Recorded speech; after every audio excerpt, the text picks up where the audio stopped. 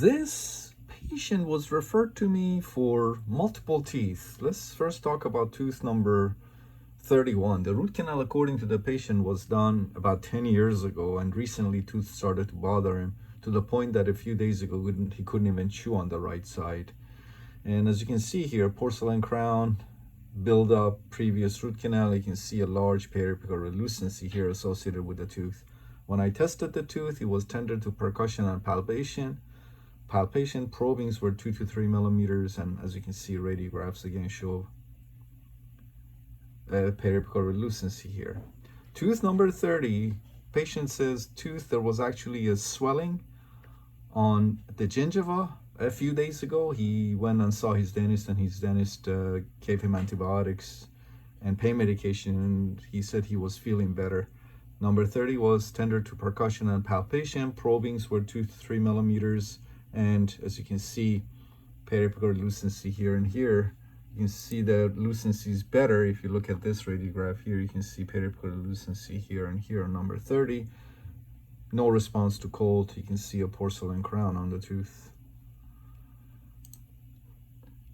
And again, you can see periapical lucency here, here, and here.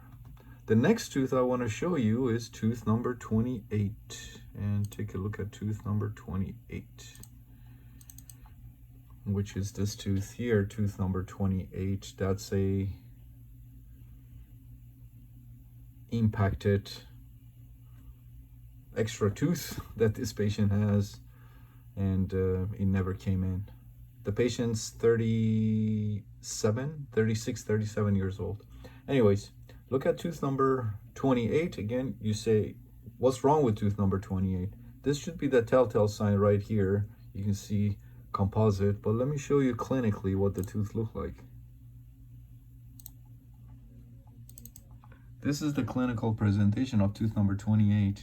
This patient is a Broxer, heavy Broxer, and as you can see, the buccal abfraction here is so severe that the pulp is almost exposed right there.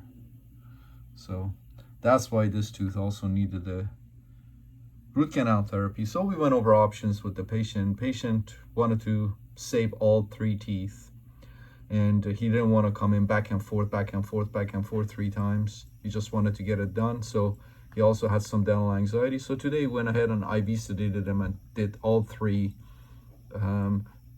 Number 28, number 30 were root canals, and number 31 was an endodontic retreatment, root canal retreatment.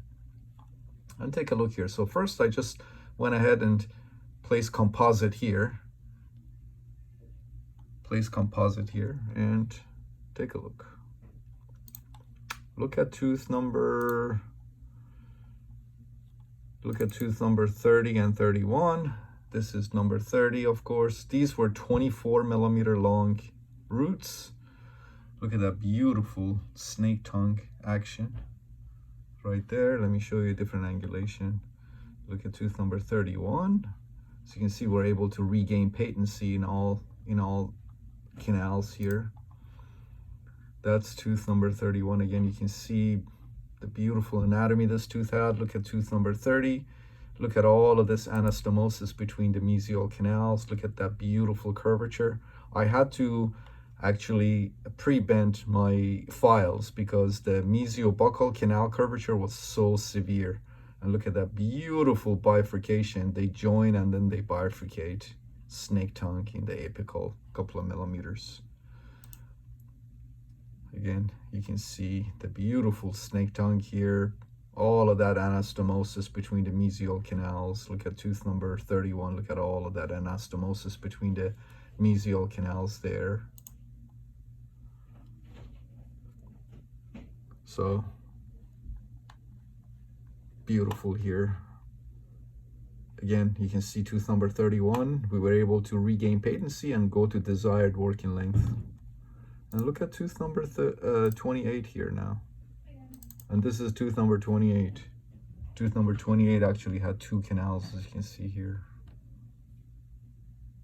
So everything, as you can see, went beautifully. It took us a couple of hours to do all 3 treatments: RCT, and endodontic retreatment. but as you can see, everything went great. And we went ahead and temporized the tooth and referred the patient back to his dentist for the permanent restoration.